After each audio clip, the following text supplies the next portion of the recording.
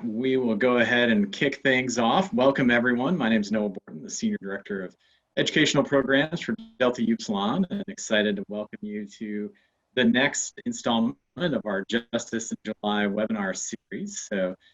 Tonight we will be joined for a conversation about a world without poverty, a vision for a world without poverty. And our guest is an alumnus from our Northwestern chapter, Dr. Mark Burgell. And Mark Burgell runs and has founded a nonprofit in the Washington, D.C. area called A Wider Circle, phenomenal organization. And I'm excited that he'll be able to talk to us about. Dr. Burgell has quite a decorated career. And just to give you a little bit of his background here before we get started, his efforts to end poverty have led to his selection as a CNN Hero, Washingtonian of the Year, and is one of People Magazine's All-Stars Among Us, recognizing individuals who have made incredible contributions in their communities. He has also received the Roscoe R. Nix Distinguished Community Leadership Award, the Cyrus A. Ansary Medal, the Dr. Augustus White III Award for Civic Engagement and Service from one and only Delta Upsilon. Also, the American University Alumni Recognition Award, the Greater DC Cares Essence of Leadership Award, the Community Foundation for National Capital Area Linnau's Leadership Award, the Jack J.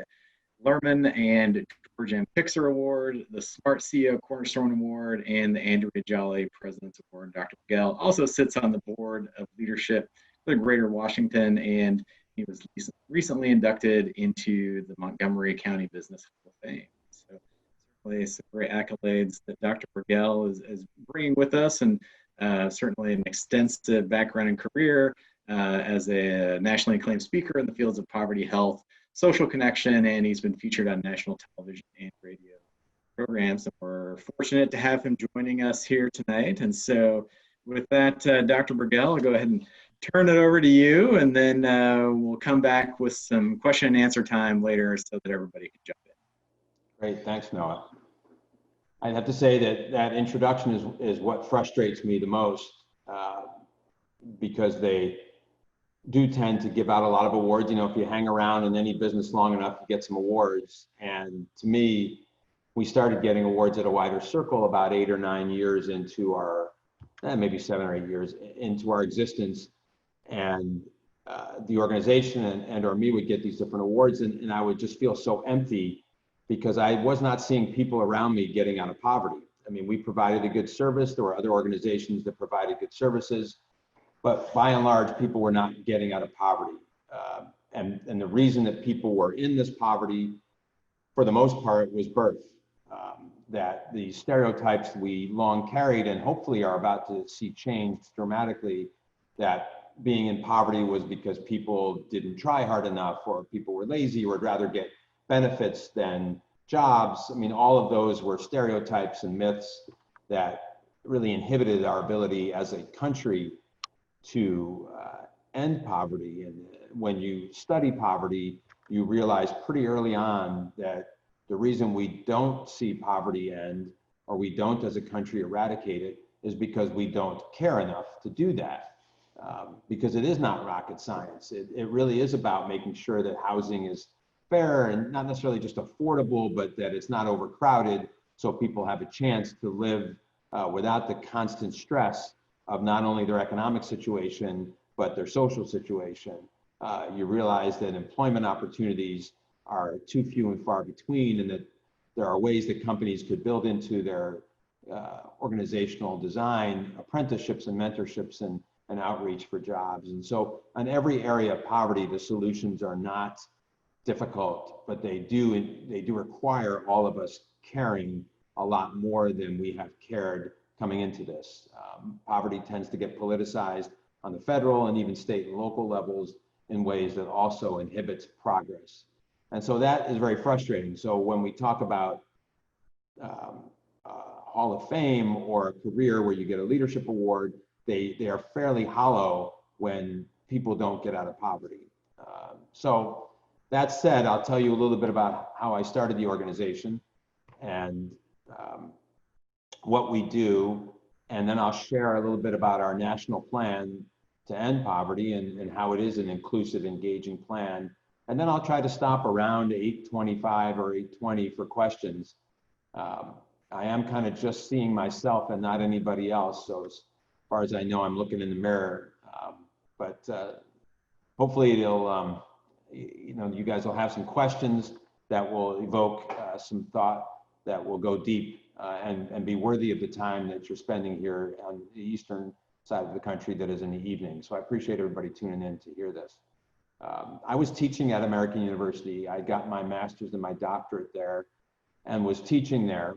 And I wanted my students to do volunteer work. My academic background was really one that focused on wholeness and holistic thinking rather than reductionist thinking or even rationalistic thinking or fragmented views. And so when you move from a mechanical view of life to a holistic view of life, what happens along the way, to cut to the chase, is you realize that a society is only as healthy as its least healthy members.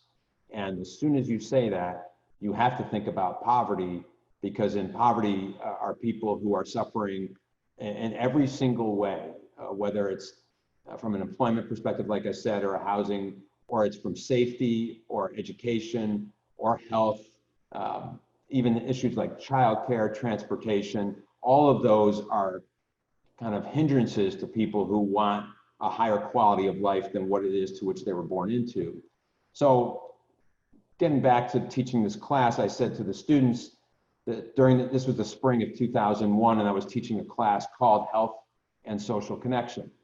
I wanted to call the class The Power of Love, but the university said, no, you can't have love in the title. So come up with a more university-friendly title. So they let me go with this Health and Social Connection, and I said to the students, look, this is really about understanding that as individuals, we are only as healthy as we are connected to ourselves. For example, if I can run fast and lift a lot of weight, but I'm not socially in touch with myself, or emotionally I'm not able to, emote or express emotions of different kinds, and intellectually I'm not, active or, kind of working on my intellect, then I'm not really healthy. I can just run fast and lift weights. But health means being connected to all the dimensions of the self. And societally, it's the same way. If we have a part of town that is neglected and marginalized and filled with neighborhoods that we just ignorantly call bad neighborhoods, and we don't do anything about that, instead we build a nice new building over here, or a nice stadium there, or a museum here, then we're not really a healthy society, and that unhealthy part of our society will just grow and grow until it starts to, make the rest of society unhealthy. And so, so we have to be holistic, and we have to be connected and understand our interconnectedness. And so a mantra I typically say is that as one of us goes, so go all of us. And clearly that's not what's happening when we look at people living in poverty. And the social unrest of the last 6 weeks, by the way, has changed things. And it's going to change things, I hope, for the positive relative to poverty. It has the potential to do that. It's still hard to say how much we're going to come together versus kind of rip each other apart. So that part is still concerning, of course, but if it brings more to light the injustices that people in poverty face, then I think we have a good chance. So I'm back in class in the spring of 2001, and I say to the students, you're going to volunteer during the semester. I understand, by the way, that that's not really the spirit of volunteerism when you tell people they have to volunteer. I said during the semester you'll volunteer, spend at least 8 hours really connecting with people, looking in their eyes, because when you look in people's eyes, it's hard not to care about them. By the way, when I told them that, I was ignorant myself to the fact that if you live in neighborhoods that are high concentrations of poverty and you look at people in the eye, you're disrespecting them, and you could get quite hurt by looking at people in the eye. But I was, again, ignorant of that. And so I told them, I want you to spend time looking at people in the eye, really connecting them, because I was coming from a spiritual place of my own background and academic training where, looking at people in the eye is a great way to connect, not to be disrespectful. So I told them they were going to volunteer as part of the class. And they looked at me as if I had horns, it's like, yeah, whatever. And then I said to them, this volunteering, it's going to be 20% of your grade. Then they got really excited about volunteering and interested in doing it. So nonetheless, I ended up volunteering during the semester as well. And my volunteer job was to bring food to people who didn't have any food during a particular weekend, which is crazy to say because here in the DC region, like much of the country, we throw out hundreds of thousands of pounds of food all the time. Stores, restaurants, bagel shops, everybody's always throwing out food. And usually just a stone's throw or two away, there is a parent trying to figure out how they're going to feed their kids that weekend when there's no school lunch to be had. So given that, I was still going to these different homes with this food, and families would let me into their home, and I would see that they not only had no food, they had very few furniture items. There were no couches, no dressers, no chairs, no end tables, coffee tables. There was maybe a television on the floor and one chair. And we would start talking and connect well, and I would say, where do you all sleep? Because I don't see any furniture. And they would, more often than not, point to where we were standing, because we would be taking a little tour of their place. And they'd say, we sleep right here where we're standing. And all of that happened in apartment after apartment. The number of possessions in these apartments was almost always fewer than 10. And a fork or a spoon or a phone or a cup, these would all be possessions. So people had fewer than 10, maybe had a pot and a paper plate. And people would tell me how they would take turns eating because they only had 1 or 2 plates. And it was just crazy to see that. And I was embarrassed that I didn't know this better, and that I was going to teach people about poverty, and I didn't really know day-to-day life in poverty to the degree that I should have. I read all about it. When I was at Northwestern, I coached an inner city basketball team, and many of the kids were dealing with poverty, and I became a big brother for somebody here in DC. So I thought I knew some things, but nothing compared to what I learned. And so that first day of delivering food, after about the 4th home, I just pulled over on the side of the road and thought, wow, this is crazy. These families have no chance. They have no access to health information. There's no commerce in their town except for payday lending and some fast food or liquor stores. There's not a vibrant economy. So you could see that the kids were on a path to become the parents, to become the grandparents. And I was meeting grandparents, by the way, who were 38 years old with oxygen tubes in their nose and walkers because their health had been so bad their whole life, because they didn't have access or information. So that all really shook me out of the life I was living, and I decided to start a wider circle. And I won't go too much into kind of the trials and tribulations of starting a nonprofit organization, but I started in my living room, and university interns became the staff. And so I had a lot of students doing internships. So semester after semester, we take a couple steps forward. They would leave the internship, new interns would come in, we take a step back while we learned again, and then take a couple steps forward. And eventually we grew. And so what we do as an organization is we furnish homes. We provide job training. 2, and we work in neighborhoods to support communities to kind of uplift themselves and advocate for themselves. And so those are the 3 service lines, and I'll go into each one. And now we're developing this national plan, which I'll share in just a minute. So furnishing homes is not what I went to school for, but it's kind of Maslow's hierarchy, right? If people don't have beds in which to sleep and a comfortable, stable, dignified home, it's going to be awful hard to start planning for something more, or to even be well rested enough to succeed in school, or well rested enough to succeed at work.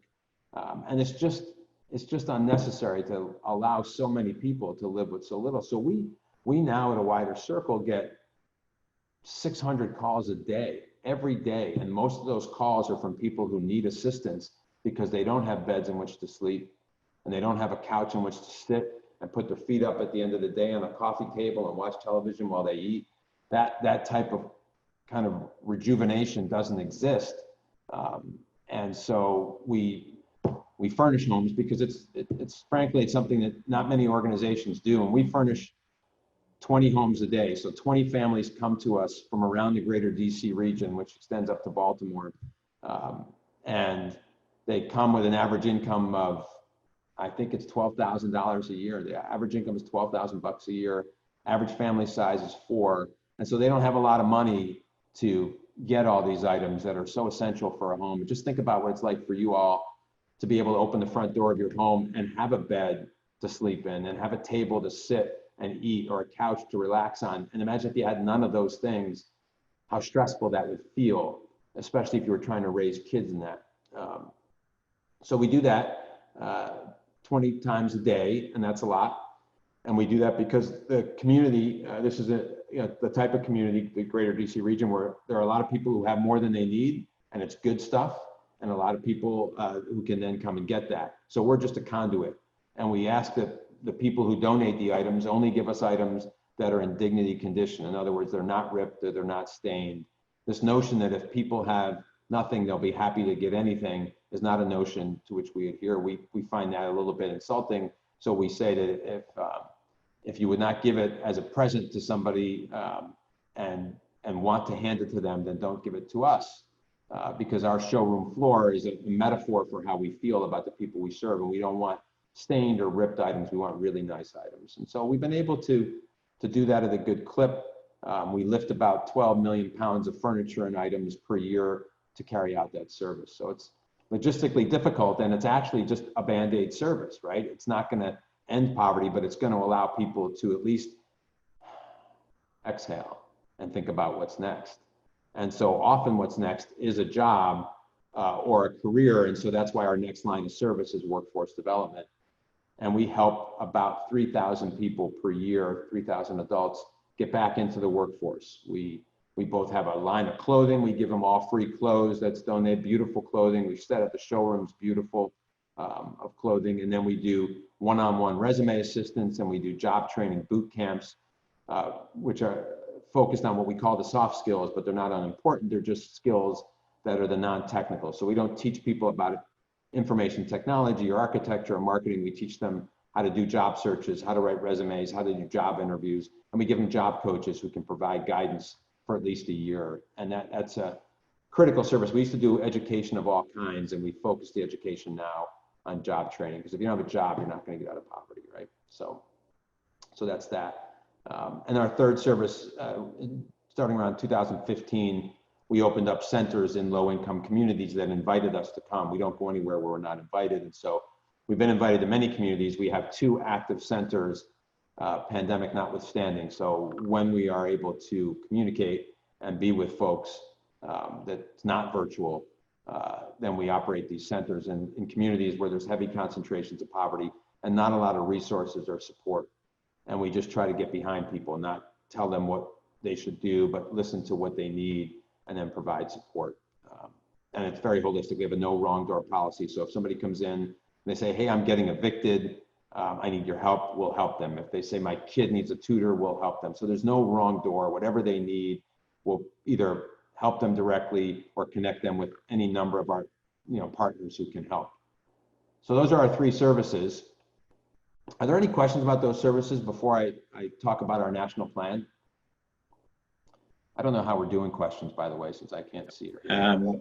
I'll just jump in real quick. Yeah, if anybody has a question, you can type it into the Q&A function down at the bottom, and it'll pop up. Or also, you can click just to raise your hand. And when I call on you, I can unmute you and allow you to ask a question. Yeah, so type it into the box at any point here, and we can ask those questions or do the hand raise.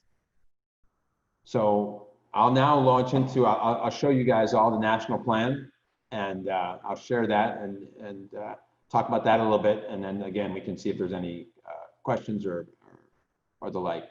I do see one Q&A, one question. All the furniture and items donated. Yeah, Jason, they are almost all of them by families, but we're getting an increasing number from hotels and universities and manufacturers. And so that's very helpful for us to get those furniture items. But we don't typically buy, the one thing we may buy is beds. We might buy some beds because I've worked out a good deal with a local manufacturer that I can get a really nice bed set for $150, a box spring frame and mattress. So that's a great deal. And these are great beds. They're not, these kind of thin mattresses. They're very good beds that I went and shopped for and worked out with the manufacturer to give us a good deal. So we might buy those. And then some, donors may donate $150 so we can go buy that bed. So that's how that works. Which of these services you provide is most difficult to achieve? That's a great question, Jacob. If you don't mind, I'm going to come back to that after I talk about the national plan. It's such a good question, because really the services, in terms of difficulty, it's definitely the furniture, because there's so many aspects to it, right? If we're sending trucks around the region, you got to ensure the trucks or drivers have to be DOT, which is Department of Transportation certified. And you got all these other things. If you're in people's homes, taking out the furniture that they're donating, and they have a spiral staircase because they're, you know, they have these nice homes, and what if you nick something? You know, all these stressors that are involved in providing furniture. And it's, again, it's kind of like the first rung of the hierarchy services. So it's ironic in a way. But I might be able to come back to that. But that's some of the limiters, Jacob, to that. And that's why nobody does furniture, because it's hard to do. I've seen organizations that'll celebrate furnishing a home a month, and we do 20 a day. So it's a heavy lift for us. How do you define soft skills? Soft skills are kind of general. Another word would be employability skills. Like, what would you need to do beyond the technical nature? So they're the non-technical skills. Soft skills would be interview skills, resume writing skills, job searching skills, interpersonal communications, conflict resolution. All of those are kind of the soft skills. I hope that helps, Todd. I'll just say again that it's the, you know, how do you do an interview? How do you answer tough questions? How do you write a resume, especially if you haven't had a lot of work experience? How do you write a resume that can actually get you in the door? That's a soft skill. How do you manage a conflict when you're used to different types of conflict management, and now you're in a workplace where you're with a boss who may not understand you at all? How do you manage those kind of conflicts, and how do you communicate well? Those are kinds of soft skills that we talk about. If you have furnishings, how do you contact them? Will you pick up? Well, Arthur, if you are close by, you can either drop off or email. I'm going to put in the chat or in the Q&A, I guess, I don't know. My email, I'll just tell it to you, is Mark, M-A-R-K, at awidercircle.org. Mark at awidercircle.org. Arthur, your question, that 12,000 includes all assistance. That's the average income, including assistance. That's the tricky part about that, including SNAP or rental assistance. And sometimes rental assistance is, you know, on a separate, but that's what that income includes. So now I'm going to share our national plan. We're excited about this. And again, it comes from this sense of frustration that I feel that despite the fact that the U.S. spends over $1 trillion a year, over $1 trillion a year on poverty programming and anti-poverty programming, we have relatively little success in seeing people rise out of poverty or helping people to rise out of poverty, because I think we keep sticking our finger in the dike, and we you know, treat that symptom, and then that symptom occurs, and we treat that symptom, and then that symptom occurs. And so we really don't get at this by going like this. And so it's very frustrating in my shoes to not see more progress. So a few years ago, I had, well, I would say, first of all, I remember Noah reading something about the People magazine. They sent a few of us to the Major League All-Star game in Anaheim in 2010. And at that game, they were celebrating the nonprofit work that we were doing. And I just felt so empty, because I knew that our mission was to end poverty, and all we were doing was helping people in poverty. It was good that we were doing that. It's better than not doing that. But we weren't really advancing on the mission of ending poverty. So I got back, and in August of 2010, I started to meet with my staff and say, let's look at what is really helping people to get out of poverty. Are there programs around the country that do this? And so we started to find out that there were not many programs that are successful on a large scale. There are some that do good service work, but again, people tend to be in poverty from generation to generation. They pass it on to their kids, who pass it on to their kids. And it's a crisis for those folks at a very high level, and a crisis for all of us. And we'll see that the more we don't solve this, the more we will all pay for the kind of the crisis that is allowed to endure. And so I said some things earlier that I do want to make sure I come back to, this notion of a bad neighborhood. You know, I think this is one way where we've stood things on their head, that we think we should stay out of bad neighborhoods because they're dangerous, instead of realizing that we should go into neighborhoods that are challenged, and we should make sure those neighborhoods are not overcrowded, and that they have resources, and that the housing is dignified housing. And if we do that, those neighborhoods will not be bad neighborhoods for generations. So this notion that we should stay away from areas that are highly impoverished and maybe dangerous is what allows them to continue to be dangerous and to grow in the danger. And we see that in major cities all the time. And so I think we've stood things on their head. We think that poverty is intractable when really it's just our thinking on poverty that has been intractable, and we have to be able to revision how we address it. And so this vision for how we should address it is this national plan that has evolved over 10 years and is now a place where I think we are going to be able to launch this on September 26th. And it's a plan that focuses on learning and then acting and then interacting. And the key is action. But I want to take you down first and talk a little bit about learning why the way we address poverty is so harmful to people who live in it. So what I'm going to show you are income standards that we have developed for people who live in poverty by showing you first what the poverty line is. And so I'm going to take the county in which I live, which is Montgomery County in the state of Maryland. And in Montgomery County, this is a website, by the way, that we're developing, and we're not going to launch until the 26th of September, and we're pretty excited about it. But here are the poverty guidelines. If you guys look down at the bottom, I've kind of highlighted the blue that's already highlighted.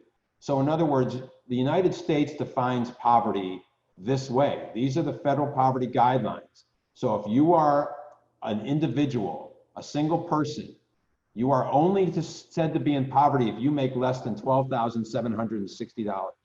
If you make $13,000 a year, you're not considered in poverty. If you're a family of four, you're only considered in poverty if you make less than $26,200. If you make, as a family of four, $27,000, the United States does not count you as being in poverty. Now, that's dangerous in many ways. One, because it's so unreasonable, and it's based on a calculation that was done in the late 50s and early 60s by someone who didn't think it was going to be used for this purpose, and it never gets changed except a little bit for inflation. It gets changed a little bit. But it's been in the mid-20s for years now.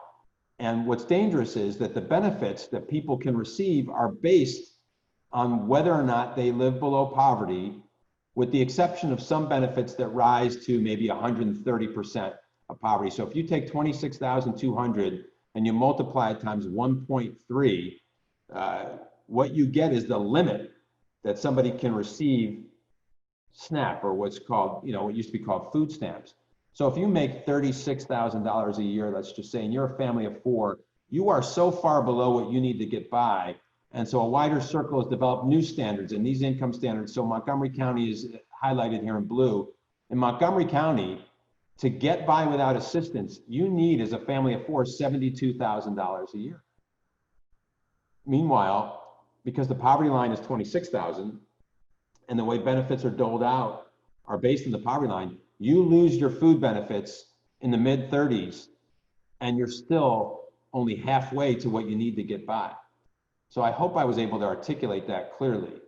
But the point is that so many people they may be above the poverty line, but they're nowhere near what they need to get by. And these are local lines, and the federal line is national, which is, of course, as insane as can be, because to say that people who live in Alfalfa County, Oklahoma, should have the same poverty line as people who live in Montgomery County or Howard County or Los Angeles County, that's nuts, right? That's so tone deaf to the cost of living in this particular town. So a poverty line should be local, and that's what we've done. And the calculation we used to come up with these numbers in every county, and by the way, we did it in every county in the United States. So this map that you see, this multicolored map, that's a little clunky because we're still designing the website. But I tried to just make it a little bigger. But these, are all different counties that you see, and it's a heat map. So we went into every single county and we used 50% of median income, because 50% of median income, for those of you who deal in statistics, is a pretty tried and true measure of what it takes to get by in a local area. But that's why you see that if you zoom in, for example, on my town even more so than Montgomery County. We go to Washington, D.C. You'll see that in our nation's capital, right, you have a lot of people who live in Southeast and Northeast who there's 60% of them at least are below the income standard. This is all based on income standards of a wider circle. Whereas Northwest DC, there's fewer than 10% who live below a level they need to get by. So this new plan starts by just educating people on what's really happening in the country and why we need to measure it differently. If we can't even measure poverty right, how are we going to solve it, right? So we measure it, we map it, and all of this is using the Census Bureau data, but it's our own way. It's our kind of original presentation of data. And so we hope this educates people, but the key to our plan is really the action guide. And the action guide is based on the notion that all of us have to get involved. If we're going to end poverty, we're not going to end it because I work hard or Noah works hard or one of you or Jacob, maybe you work hard.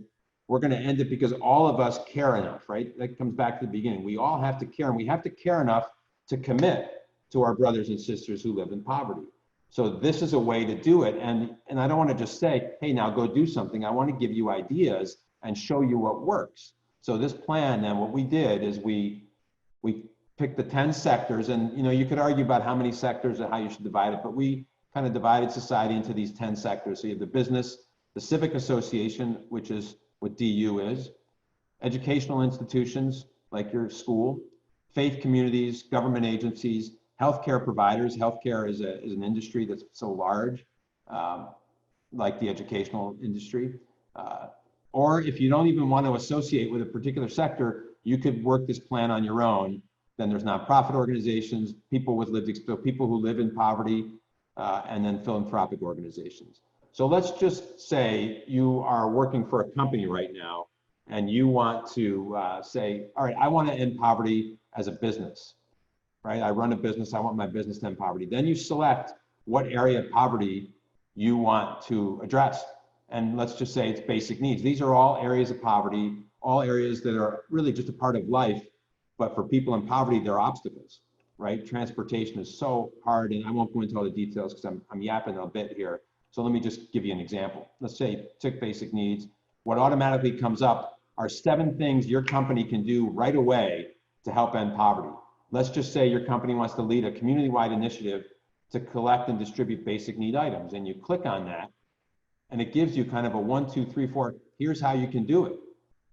And not only that, but here's 3 examples of companies that are doing it. So Farmers Insurance works with their local United Way, and they have a whole plan on how they help people in need by distributing all these items. So your company can get involved quickly by either reading about what Farmers Insurance did, or going and looking what Talbot's did, or just following these guidelines and getting involved. So that's just one kind of simple way that you can do it. Now let's just say you're kind of motivated, you don't want to deal with it as a sector, you just want to figure out how you can do it, right? So then here's 3 quick ways that you could get involved in basic needs. But let's say your interest is really health disparities. So here's ways that you can get involved in improving the health of people who live in poverty. So you could become a mentor, and here's some best practice. Mental health is such a huge part of this. So this tells you how you could become involved in helping people who live in poverty through any number of ways. And here's a bunch of examples of groups that have done this, and individuals get involved with it. So I fear I'm just talking a little too much, but this plan is such a great action plan because it'll give people a choice. Any sector you choose, you then have, again, let's say pick the civic association, you then are going to have about 5 examples within each of these 9 areas. So there's 45 things you can do approximately no matter who you are. And if you associate with a civic association and you're a part of a temple or a church and you want to do it with your family, well, heck, there's 135 different things you can do to help end poverty. So that's our national plan. It's heavy on education, and it also, by the way, there's a lot of things you can do if you just want to learn about poverty. So we have these different fact sheets this fact sheet here is every government program that's ever been created to address poverty, going back from 2010. We're going to add some more current ones, not just back to the 60s, but back to what you'll see is the 1300s. So every program that we found, there's so many, but these are major programs that address poverty. And so it's the website will be a teaching tool as well. And there's much more on here. There's a glossary of terms, so people can learn all about poverty. So that's our plan, is to educate people, but more than anything, is to get them to act, right? To get you to act, to get me to act. That's what's wrong in dealing with poverty. That's why we don't solve it, because we think it's either the government's responsibility or it's people who live in poverty, not recognizing that it's all of us. And if all of us do get involved, how uplifting it will be to see this eradicated. But it isn't hard to know how to solve this. It's really looking in the mirror. That's the key to this. I promise you, that's the key to this, is looking in the mirror and say, what can I do to commit to ending poverty? Even during a time like this that is so challenging, both from the social upheaval and the public health crisis we have, it's still up to you whether or not we end poverty. So on that note, I'm going to stop the share. I'll be happy to go back into that, but I'm happy to take other questions if there are any. Thanks, Mark. Yeah, I think we do have a couple of additional questions that have come in here, so I'll go ahead and start working through those for you. So Arthur had also chimed in, what's the best ways that our chapters can help? I think that was before you had gone through some of the website stuff, but maybe would also just follow up on that by maybe any thoughts you might have for some of our participants, Yeah, especially thinking like as an undergraduate, maybe some of this can seem overwhelming perhaps, and maybe what are some ways to try to get started? These are great questions. I'm seeing some of these questions on the left, Noah. They're fantastic questions. So I'm going to go ahead and spend some time with them. But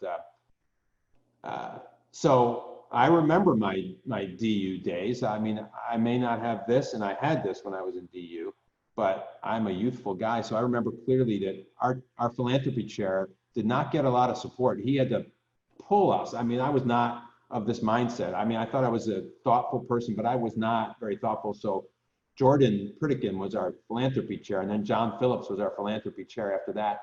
And they had to pull us out off the couch to go do charitable work. So I would say, first of all, if you have a philanthropy chair, then by all means, make sure that the House really supports that and prioritizes that. If you don't have a philanthropy chair, put that in. But then, try to get outcomes. Think outcomes. Whatever your actions are, think outcomes. In other words, if you volunteer, are you volunteering just so you can say, hey man, I volunteered, so I check that off, right? So I did my volunteer work. Forget that. That doesn't really help. I mean, it doesn't hurt. It can help, but it doesn't get us to solutions. Volunteer with an outcome in mind. Why are you volunteering? You're going to be a big brother, or is your chapter going to, partner with a shelter? What do you want? You want the people who live in that shelter to have great outcomes. You want them to be prepared so they don't come back to that shelter or go to another shelter in 2 years. So think about what the outcomes are. Why are you doing things? And try to the best of your ability, especially if you're in your college years, to ask questions of yourself that are not questions like, what do I want to do in my life? What do I want to do with my life? I want to make sure I find something that I enjoy. Those aren't the questions to ask. The questions to ask are, what does the world need me to do? What does the world need me to do? Because if you answer that question, I promise you'll be more fulfilled than if you answer the question, what do I want to do in my life? What does the world need me to do? I know that sounds a little bit counterintuitive, but I found that I'm much happier when I answer the question, what does the world need me to do?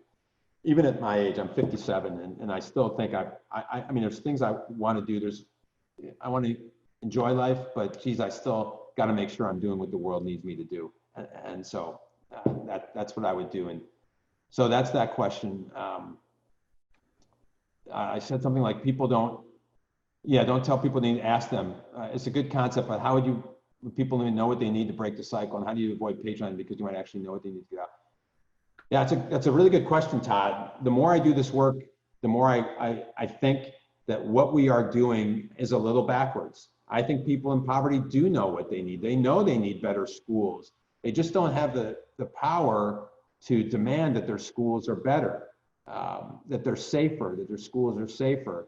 I think we have too much of a paternalistic approach to this. What I do is not charity. And I think, Todd, that's one thing I really feel strongly about is when someone says to me, oh, Mark, I love the charity you run, it's really a social justice organization. This is social justice, and justice is a heavy word. Justice is not a word like, oh yeah, I hope there's more justice. That'd be awesome, man. It'd be great if there were more justice. Justice is really about what is fundamentally fair, and if it's not fair, it has to be changed. You wouldn't want your kid to have to live in a home, and those of you who don't have kids, you won't want your kid to have to live in a home where walking outside is akin to taking his life or her life at risk, putting it at risk, because there's violence in these low-income neighborhoods that is far higher than in middle or upper income homes and neighborhoods. You wouldn't want your kid to go to a school like the school where we work in Southeast DC, where they went on lockdown 11 times last year. Lockdown means there's a shooting on the perimeter and they had to all lock all the doors and people had to stay in. That's an elementary school, pre-K to 5. So I think that people in poverty are not much different than people who are not in poverty, except for the economics of it. But we really need to trust people in poverty that they know what they need, And I'll give you an example of this. So in the 2 neighborhoods where we have centers, we spent 2 months just interviewing people who live there. And by interviewing, we just said, hey, we want to know what you want, so we're going to do some surveys. Come on over and let us know what you need, and we'll give you a gift card, right? Because why else would they want to come talk, especially if it's predominantly African-American, and here I am, a white guy. Now my staff is a little bit more diverse, but not as diverse as we need to be. But our neighborhood program has a diversity to it. But nonetheless, when we ask people what they need, they said, well, what kind of services do you provide? And we said, well, we can give you clothes and furniture and job training and health and mentors, and almost 90% of the responses both neighborhoods was, help us get jobs, because we don't want you here. We love you. We love that you care, but we want jobs so we can take care of our families and not depend on services. Just like you don't have to depend on services in your neighborhood, we don't want to have to depend on services in our neighborhood. They want to be able to have jobs. So I hope that answers your question to some degree, Todd. I'm not saying that studying poverty doesn't give you some understanding of it, but I think we put much too little faith and confidence in people who live in these conditions that we ought to sometimes get out of their way and not patronize them. So I'm happy to talk about that a little bit more, Todd, even to answer that more offline. But I hope that's a little bit of an insight. How does politicizing poverty make eradicating poverty more difficult? Well, the war on poverty was declared in 1964 by LBJ. And when LBJ declared that war on poverty, he said that the United States must wage this war on poverty. We can afford to do so, and we cannot afford not to do so. So they started programs. Some programs that were in the 30s, they grew, but Head Start came involved, and they elaborated on food stamps. They came up with other economic assistance programs. And then in the 1970s, the leadership wasn't there at the federal level. And so they started to chip away, take money away from programs that were really being effective. So they started to play politics with it in a significant manner. And the stereotyping that we talked about before became a big part of it, where people on one side of the political aisle started to say that people in poverty were just avoiding work and just trying to get welfare checks because they wanted to just get welfare checks instead because they didn't have to work for it. And that was a real harmful thing to people in poverty. It stereotyped them in really awful ways.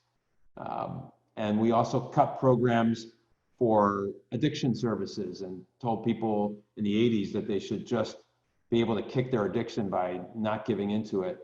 And so that set people in rural communities pretty far back. And so rural poverty is just as generational as urban poverty.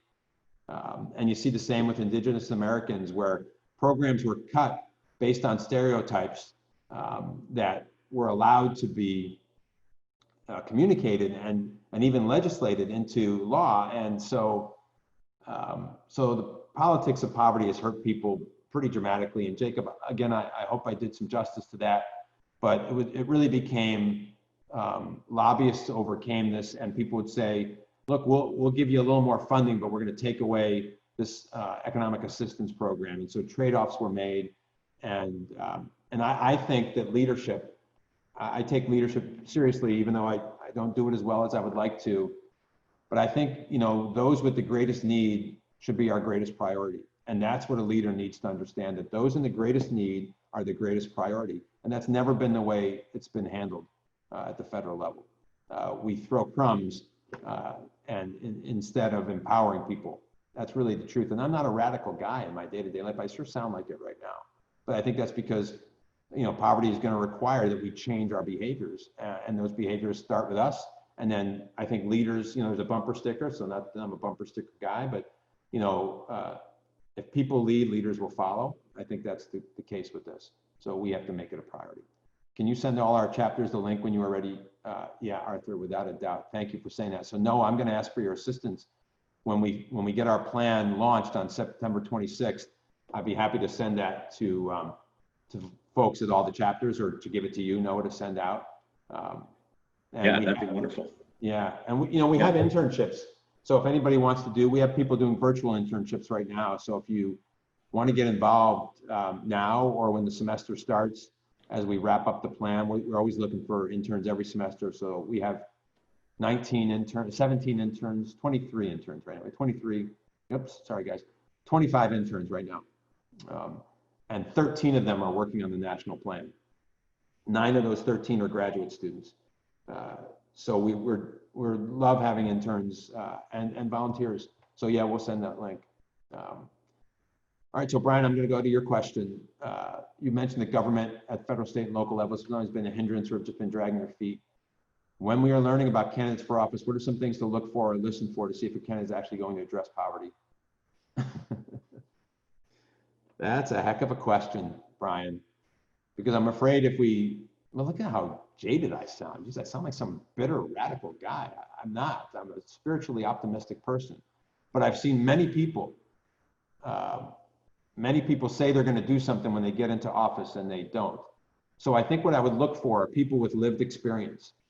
Those are people who might understand the challenges of poverty. So if people have come through poverty, if they lived in poverty and they're talking about their lived experience as they're running, then we might have a shot that they're going to care about it when they get into office. But I've seen, hundreds of candidates around the country who have talked about what they're going to do, and for any number of reasons, they don't do it. And maybe the reasons were the opposition was so strong that they blocked them, and they had to negotiate out of that and get one thing done instead of 5 things. Or maybe once they got into office, they realized they had to stay in office. And people in poverty don't necessarily have the money to support candidates like people who are not in poverty, or businesses. And so, again, I'm not jaded by that, but I think that's the history of this, is that people who campaign to help those in poverty have rarely delivered on that. But people who have risen out of poverty and become elected officials have kept our eyes on poverty more. In Washington, D.C., we have some candidates who rose out of that, and we're doing they're trying. I hope they're successful. It's obviously a tad complicated, so I didn't mean to simplify it. But I think, Brian, that's what I see is that getting into office and staying in office produce very different behaviors and very different words. What does the world need me to do? What were you seeing, feeling, or experience that pushed you to work towards making this massive? And well, thanks, Jason, for saying there was an impact that we made. I think that's still to be made. I'm never satisfied. I don't go home happy most nights. And that's kind of where after 19 years, I'm trying to find a little more happiness. But what pushed me into feeling that way,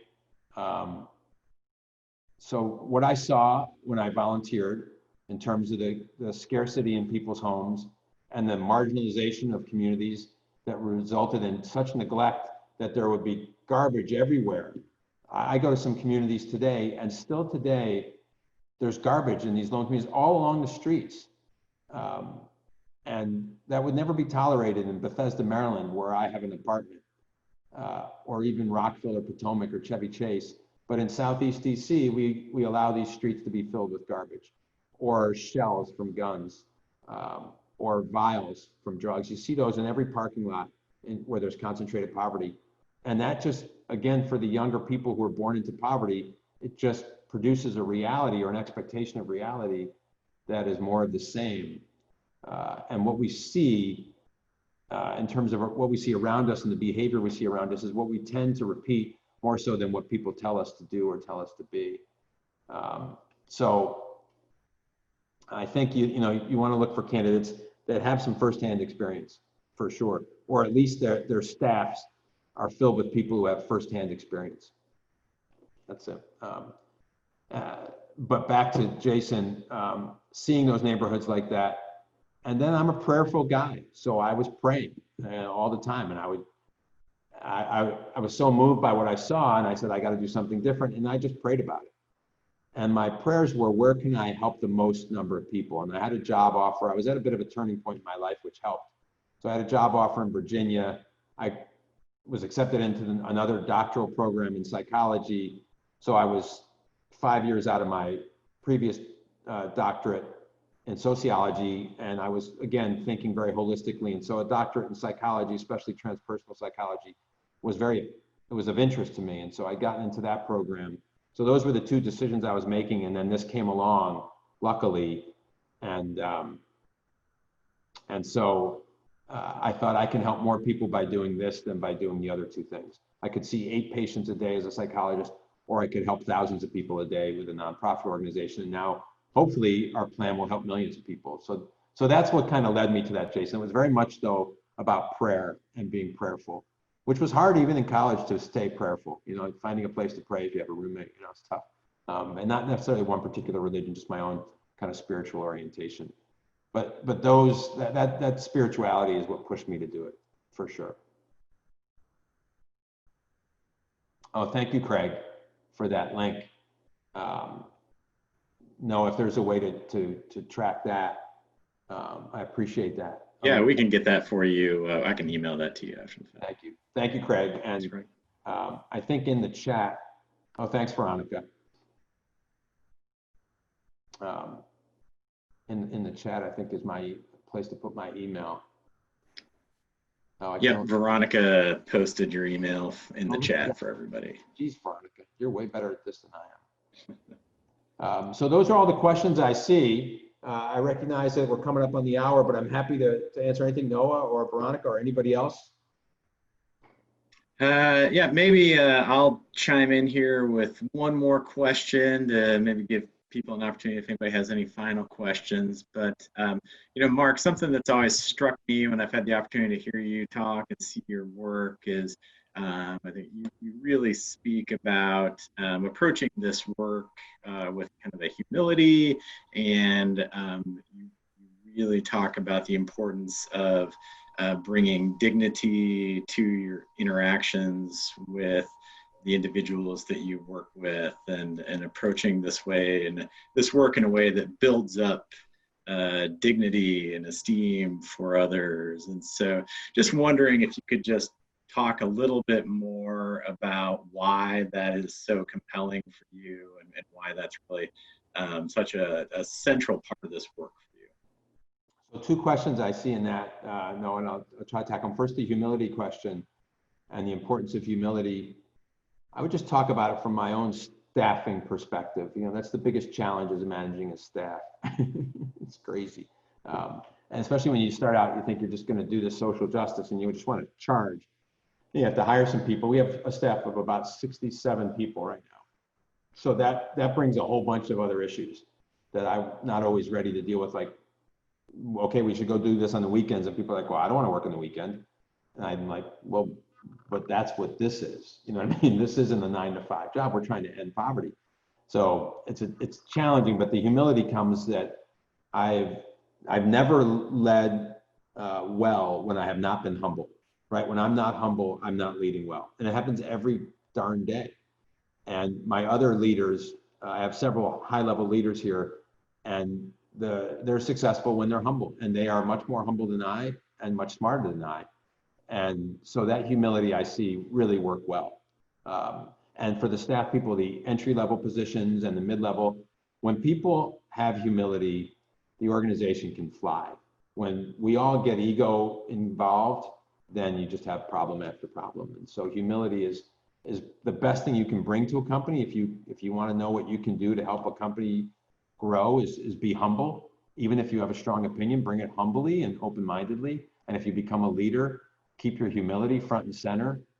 I struggle with that. I wasn't brought up that way, and so I'd like to blame that, but it's just me. It's ego and such. So again, I think to the degree you can humble, and I can always humble myself with the clients, but that comes again from some other place of being charitable instead of focusing on justice, right? So that's the humble discussion. As far as dignity and stability, again, what are we talking about here? This is a human issue. It's about our humanity. Poverty is about our humanity. And if we don't commit to ending poverty, then we're saying it's okay for some people to live in a land of abundance, but to have scarcity themselves. We're saying that it's okay that some people are born. I mean, if birth is a predictor for your life, you got something wrong in your society. And to a large degree, our society, there is a large predictability in our society from birth. Economic mobility is pretty significant. If you have 5 levels of economic mobility, as you divide it into quintiles, the top 4, you see a lot of movement, right? People go from the second highest to the highest, the third highest to the second highest, the fourth to the third. At regular rates, you see that movement. It's a healthy flow. But from the lowest economic level to the fourth or third or second, it's very little, right? It's like 20 to 25%, the others, and like 7% from up to get out of the lowest level. So that's an indication that we are just not providing an equitable system. The equity in our country is lacking, and it allows us to tolerate that. It allows us to donate items. Like let's just say the shirt didn't have 2 buttons on it, or I had a jacket with the zipper didn't work. I might donate that, saying, it's not good enough for me, but it's good enough for them. That mentality, that is a classist mentality. And I don't say classist to be critical of me or of anybody else, but classism is at play here, as is racism, right? Those are at play. And when it comes to poverty, the solution again is fairly simple. You have to think, as one of us goes, so go all of us. So what is okay for my mom and what is okay for my child? And that's what I have to make sure other people can experience, other parents and other children can experience for their families. What's okay for your child? That's a very simple question to answer. And as you do that, let that guide your actions. And if you see other people who don't have that, that's your child, right? I think that mom on the corner who's asking for food, or that kid who has to drop out in 8th grade because the peer pressure is so strong and there's no role modeling of success anywhere around it. That's your kid. That's your brother or your son or your sister or your daughter, and we have to act like that. That's how we solve this. And so I hope that the national plan is a bit of a blueprint, but we have to insist on the systemic change that's involved with that too, which includes, things like reducing overcrowding in housing, because no matter what race you are, if you live in crowded conditions where there's not a lot of economic mobility, trouble will arise. Well, thank you. I think that is probably a really strong note to end on. Okay, everybody. I appreciate time. Thanks for making time out of your evenings. Noah, thank you so much for the invitation. Thank you very much, Mark. And thank you, Veronica, for providing our back-end support. And just provide a thank you to all of our attendees for joining us and joining in the conversation, providing some great questions. We will have some additional messages going out about additional upcoming programming coming next month. And then for those of you who are involved in the Advancement of Justice Task Force, I know that there will be some messages going out about upcoming meetings and plans about that soon. So watch your inboxes for that. And with that, we'll wish everyone a good night. Thank you.